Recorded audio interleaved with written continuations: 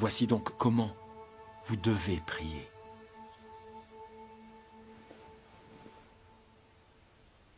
Notre Père, qui es aux cieux,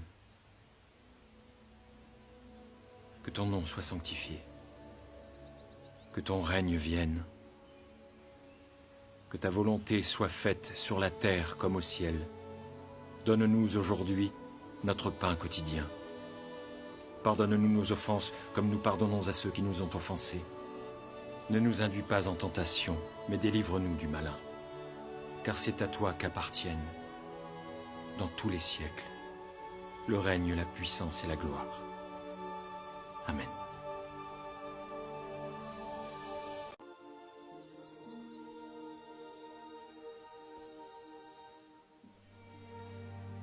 Si Dieu revêt ainsi l'herbe qui est aujourd'hui dans les champs et qui demain sera jetée au four, à combien plus forte raison ne vous vêtira-t-il pas?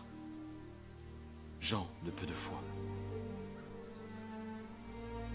Ne cherchez pas ce que vous mangerez et ce que vous boirez, et ne soyez pas inquiets. Car toutes ces choses, ce sont les païens du monde qui les recherchent. Votre Père sait que vous en avez besoin. Cherchez premièrement le royaume et la justice de Dieu.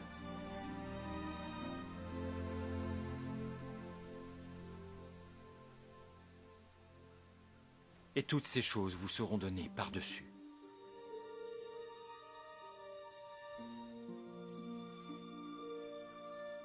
Ne crains point, petit troupeau,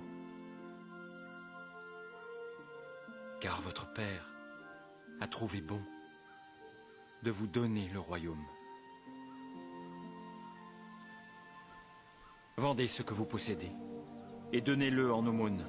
Faites-vous des bourses qui ne s'usent point, un trésor inépuisable dans les cieux, où le voleur n'approche point et où la teigne ne détruit point. Car là où est ton trésor, là aussi sera ton cœur. Lorsque le Fils de l'homme viendra dans sa gloire, avec tous les anges, il s'assiera sur le trône de sa gloire. Toutes les nations seront assemblées devant lui. Il séparera les uns d'avec les autres, comme le berger sépare les brebis d'avec les boucs.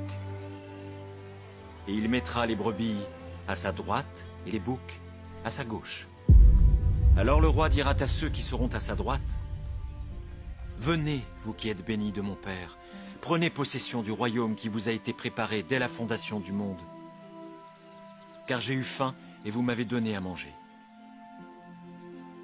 J'ai eu soif et vous m'avez donné à boire. J'étais étranger et vous m'avez recueilli. J'étais nu et vous m'avez vêtu. J'étais malade et vous m'avez visité. J'étais en prison. Tu vas dire, Seigneur, donne-moi la sagesse du silence. Cette sagesse te dira quand est-ce qu'il faut parler, quand est-ce qu'il faut te taire. Vous vous rappelez de Pierre? Je vous ai prêché ça un jour ici. Jésus le prend par pitié. Il l'amène avec lui. Et puis, il voit la démonstration de la puissance de Dieu. Élie, Moïse, Jésus au milieu. Et puis, les trois sont en train de parler. Et lui est à côté. Au lieu de s'approcher, même de profiter, d'écouter ce qu'ils se disent là. Écoutez ce qu'il dit. Oh Seigneur, ordonne-moi de bâtir 3 tentes. Une pour toi, une pour Élie et une pour Moïse, afin qu'on y reste. Il a tout perturbé.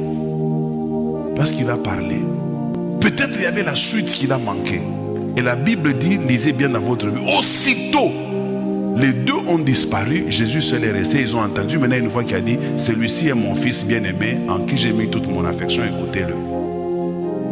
Et quand ils lèvèrent les yeux, ils voient Jésus seul. Et s'il était quelqu'un qui sait garder silence, il allait peut-être voir beaucoup de choses. Peut-être même qu'on allait l'associer. Pierre, viens. Peut-être. On pouvait l'associer. Viens. Jean, viens. Jacques, viens. Venez tous. Voilà Moïse. Moïse, qu'est-ce que tu as à dire à Pierre et à Jacques? On aurait appris certaines choses, mais à cause de toc toc, il a fait arrêter tout un film qui n'était même pas arrivé à la fin. Tu peux aussi arrêter tout un programme de Dieu à cause de toc toc. Demande la sagesse divine. Dans ce que tu